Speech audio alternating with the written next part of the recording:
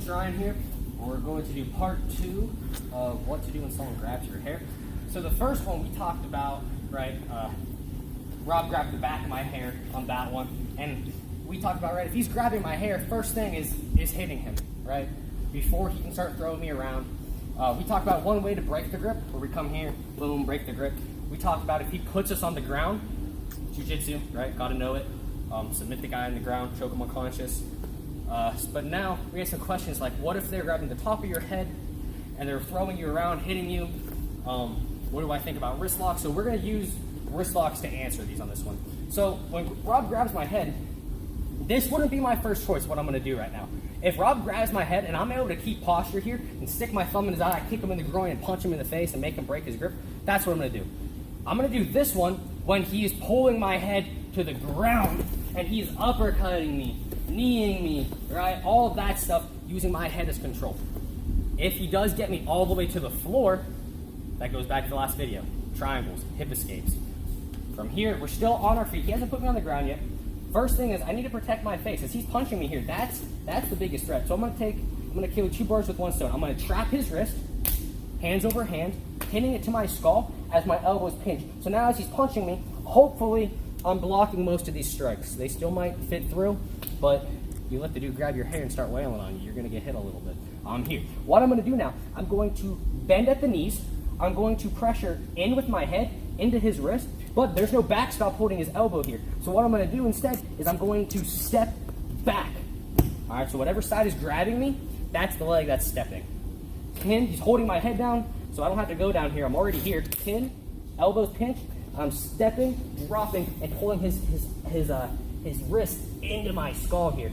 Now, as he drops, I can come back up and hit him, or if this breaks his grip, great.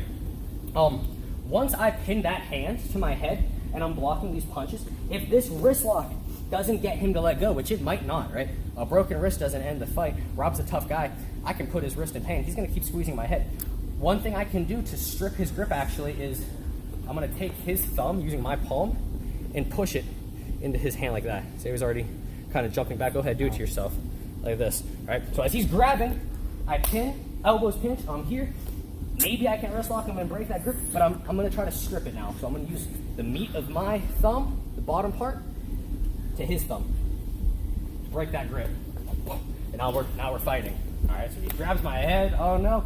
He's yanking me down, he's cracking me here. I cover, maybe I'm trying to wrist lock, maybe that works, maybe it doesn't. Now I peel that grip, boom, and we're back to our fight.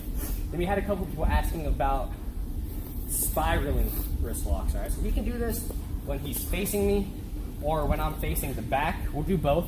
I don't think there's any problem with these wrist locks, but my whole thing is like, keep it simple. If he grabs me, I'm already hitting him. Maybe he grabs me and he's thrashing me around and I don't feel like I'm in a stable position to strike. Maybe when I try to hit him, that's gonna throw myself off balance. So what I'm gonna do, pin the hand on my skull again, keep a base. As he's moving me, I'm gonna feel where he's going.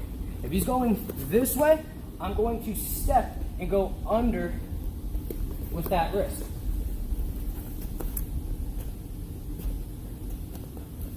All right. Same thing as if he's from the back.